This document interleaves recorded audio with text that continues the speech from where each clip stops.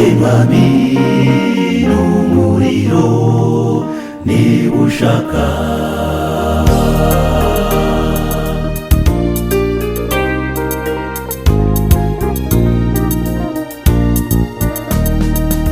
Byanjye ni byinshi byabaye umutuku, mfite isoni zo kuza imbere yawe, ibyo rwose ni ukuri narazayishije, ndagusanze nciye bugufi.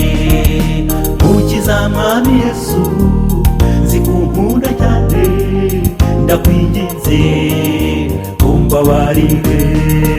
Mpanagurwe ose Mwami n'umuriro niba ushaka. Mpanagurwe ose Mwami n'umuriro niba ushaka.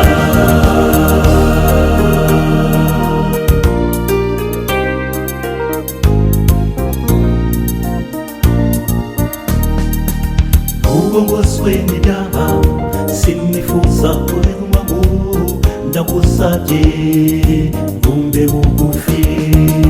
Imbere yanjye ndi habi, ndahabona ukorera Satani ashaka kuntamo.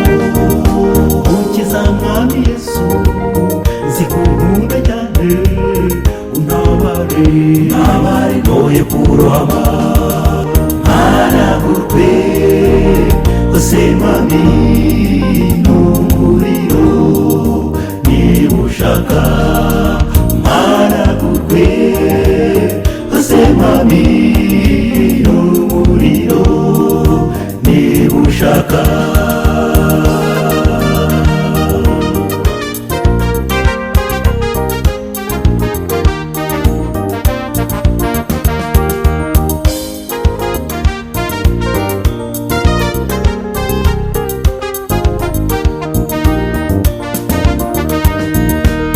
Ibyago n'amakuba nubwo bitugose, turifuza kuba iruhande rwawe. Nubwo iyi si tugora igatuma tugucumuraho, ntitwifuza kuba iruhande rwawe. Nubwo umwanzi Satani ahora turwanya, twishyize mu bwishingizi bwawe. Mpanagurwe ose Mwami n'umuriro niba ushaka.